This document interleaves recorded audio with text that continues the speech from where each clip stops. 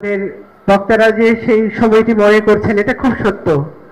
সেদিন পুলিশের তাড়নায় আমরা কোথাও দাঁড়াতে পারছিলাম না, শুধু কারোর সাথে কোনো ফোনে যোগাযোগ হচ্ছিল না।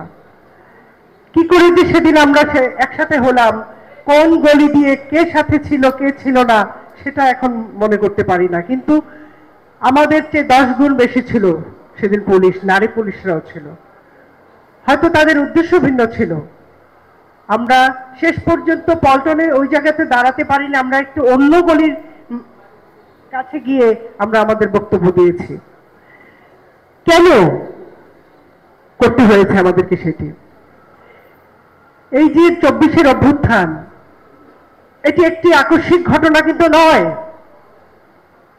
18 থেকে আমাদের নূর বলেছে, যখন কোটা বিরোধী আন্দোলন শুরু হয়েছিল সেই সময় তখনই দেখা গিয়েছে যে স্বৈরাচার শাসক কিভাবে সাধারণ দাবি দেওয়া এবং জনদাবিকে দমন করার জন্য মাঠে থাকে এবং তার পেটুয়া বাহিনীকে কাজে লাগায়।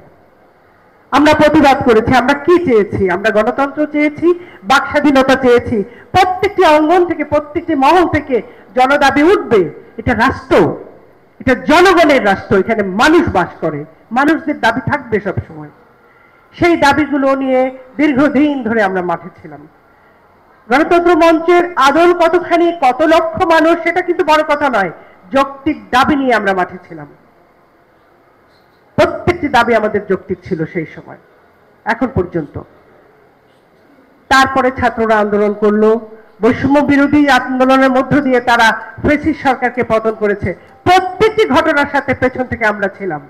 আমরা প্রথম থেকে ছিলাম। আমরা 16 তারিখে যেদিন আবু সাইদকে সকালে গুলি করে মারা হয়েছে, আমরা সেদিন প্রথম প্রতিবাদ করেছি, প্রথম বলেছি, অভিভাবকদেরকে বলেছি, সমস্ত রাষ্ট্রকে বলেছি, বাচ্চাদের পাশে দাঁড়ান, ছাত্রদেরকে বাঁচান, ওরা আমাদের সন্তান। এগুলি আমরা বলেছি। আজকে কৃতিত্বের কোনো বিষয় নয়, কিন্তু কথা হলো আমরা যা কিছু এখন দেখছি সেটাতে কিন্তু আমরা হতাশ হয়ে যাচ্ছি। আমাদের এই যে উপদেষ্টা সরকার, এই যে ছাত্র আন্দোলনের ফলে যে ফ্যাসিস্ট পালাতে বাধ্য হলো এবং ফ্যাসিস্ট বায়তুল মুকাররমে খতিব শুদ্ধ পালাতে হয় যাদের, সেই সমস্তদের কি তাড়াবার পরেও আমরা কিন্তু রন্ধ্রে রন্ধ্রে যে ভূত রয়েছে ফ্যাসিস্টের, সেটা কিন্তু এখন আমরা তাড়াতে পারিনি। তারা কি করছে? তারা কোন ক্রমে জায়গায় দখল করে বসে আছে।